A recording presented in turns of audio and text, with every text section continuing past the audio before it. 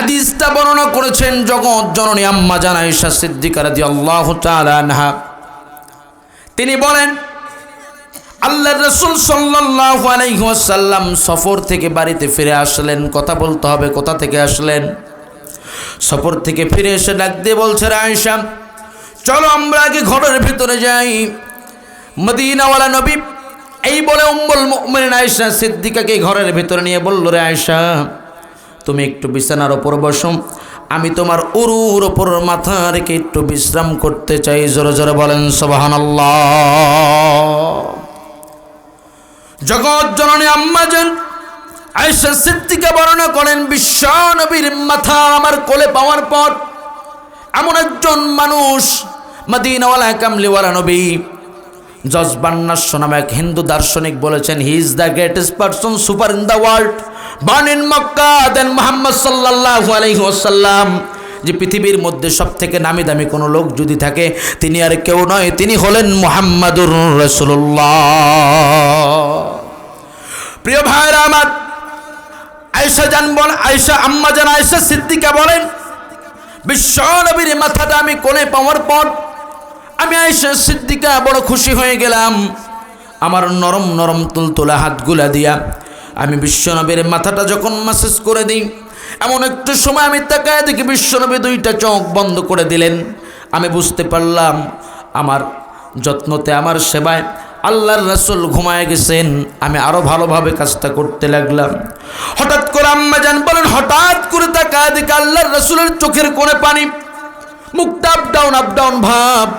আমি আয়েশা সিদ্দিকার আর বুঝতে বাকি রইল না, আমার রাসূল এখন চাপা কান্নার মধ্যে ব্যস্ত হয়ে আছে। চিৎকার মেরে বলে দিবেন সুবহানাল্লাহ। জগৎ জননী আম্মা জান আয়েশা সিদ্দিকা বর্ণনা করেন, আল্লাহর রাসূলের এমন অবস্থা দেখি আমি আয়েশা সিদ্দিকা আমার চোখের পানি ধরে রাখতে পারি নাই। আমি আয়েশা সিদ্দিকা কান্না করে দিলাম। অঝরে চোখের পানি পড়া শুরু হলো। যখনই অঝরে চোখের পানি পড়া শুরু হলো, হঠাৎ করে একটা ফোঁটা চোখের পানি বিশ্ব নবী মদিনাওয়ালা কামলিওয়ালা নবীর কান মোবারকে যখন পড়ে গেল, হঠাৎ করে ধাঁ করে এক লাফ দিয়ে উঠে ডাক দিয়ে বলছে, রে আয়েশা তোমার কোলের মধ্যে মাথা রেখে ঘুমাই, তোমার প্রচণ্ড কষ্ট হয়, আমারে বললেই পারতা, কান্নাকাটি করতেছো কেন? আয়েশা রে, আমি তোমার কোল থেকে উঠে গেলাম, তারপর তোমার চোখের পানিটা বন্ধ করো। জগৎ জননী আম্মা জান আয়েশা সিদ্দিকা ডাক দিয়ে বলে, ওগো আল্লাহর হাবিব, ওগো প্রাণের স্বামী, আপনি এমন একজন নবী যে নবীকে সৃষ্টি না করলে রব্বে কারিম পৃথিবী সৃষ্টি করতো না।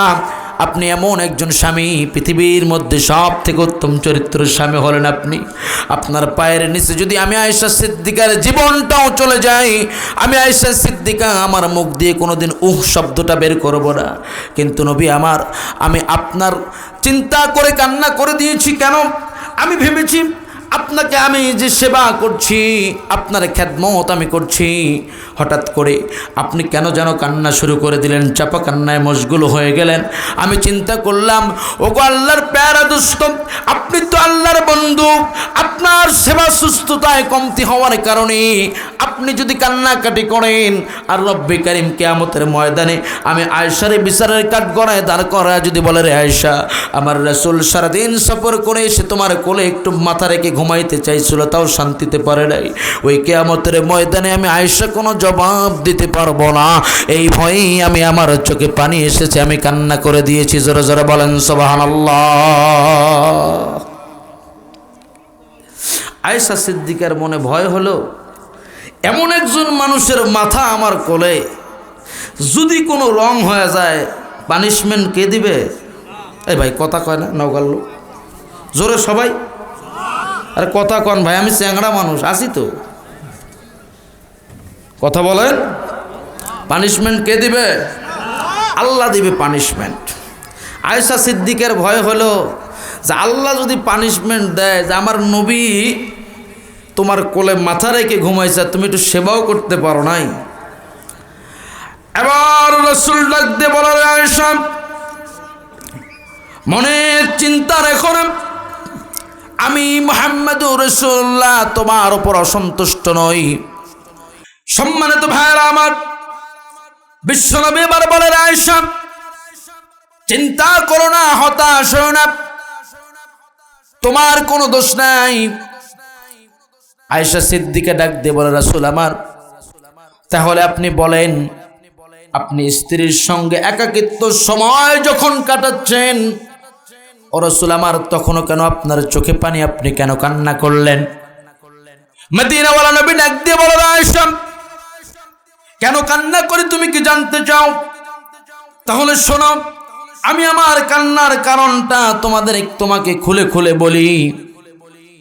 আমি তোমার কান্নার কারণটা তোমাকে খুলে খুলে বলি, আপনারাও কি শুনবেন? শুনবেন? শোনা যাবে? আল্লাহ রাসূল কান্দে। আয়েশা জিজ্ঞেস করলেন, ইয়া রাসূলুল্লাহ, ইয়া হাবিবাল্লাহ, কান্দেন কেন? কারণটা বলেন। আল্লাহর রাসূল বলল, আয়েশা তাহলে শোনো, খাটের ওপর বসো, আমি ধীরে ধীরে ধীরে ধীরে আমার কান্নার কারণ তোমাকে বলি। চিৎকার দিয়ে বলেন না সুবহানাল্লাহ। জগৎ জননী আম্মা জান আয়েশা সিদ্দিকা রাদিয়াল্লাহু তাআলা আনহার কথা যে বলেছিলাম, মনে আছে না নাই? ভাইজান আমার, আয়েশা সিদ্দিকা বলে, নবী আমার, খাটের উপরে বসে পড়লাম, এবার আপনার কাহিনীগুলো এক এক করে বলেন, আমি শুনি। আল্লাহর রাসূলের কথা শুনি। এবার নবী ডাক দিয়ে বলছে, আয়েশা তুমি জানো না রে আয়েশা, তুমি জানো না আমার এত এত উম্মতের দায়িত্ব রে আয়েশা। এই উম্মতগুলো আমার পাপাচারী, আমার উম্মতগুলো গুনাহগার। আয়েশা জানো না, কিয়ামতের ময়দান যেদিন কায়েম হয়ে যাবে, ওয়াজ মেলে না? বুঝতেছেন না? বোঝেন না? আল্লাহর নবী বলে, আয়েশা রে, কিয়ামতের ময়দান যেদিন কায়েম হয়ে যাবে, ওই দিন আমার রব্বে কারীম একটা ফরমান জারি করে দিবেন, নোটিশ জারি করে দিবেন। আল্লাহ বলবেন, ওয়ামতাজুল ইয়াউমা আইয়ুহাল মুজরিমুন, হে ইমানদারের কাছ থেকে বেঈমান যারা, গুনাহগার যারা, আলাদা হয়ে যাও। আল্লাহর নবী বলে, আয়েশা জানো না আয়েশা, জানো না ওই সময় আমার পাপাচারী গুনাহগার উম্মতগুলো যাওয়ার জন্য চাবে না আয়েশা। যখন চাবে না তখন তুমি কি করবা? আমি কি করব? কেউ কিছু করবে না। কেউ যখন কিছু করতে পারবে না, গুনাহগার বান্দাগুলো ওখান থেকে যাইতে চাবে না।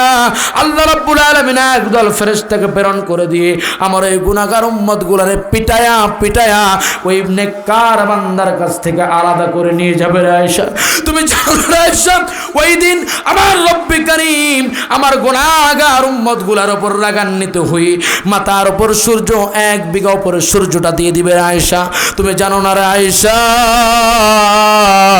আমার উম্মতের মাথার মগজগুলো ভাতের মারের মতো উতলাতে থাকবে রে আয়েশা। রে আয়েশা তুমি জানো না রে আয়েশা, আমার উম্মতগুলো ঘামের মধ্যে কেউ সাতলাতে থাকবে, কারো গলা পর্যন্ত হবে, কারো কোমর পর্যন্ত হবে, কারো হাঁটু পর্যন্ত হবে, কারো আবার পায়ের গোড়া পর্যন্ত হবে রে আয়েশা। ওই রকম একটা ভয়ানক দিন আমি নবী আমার উম্মতকে সুপারিশ করে করে এত এত উম্মতকে কিভাবে জাহান্নামে থেকে জান্নাতি বানায় দেব, এরকম একটা চিন্তা চেতনায় আমার চোখের মধ্যে পানি এসেছে। জোরে জোরে বলেন সুবহানাল্লাহ।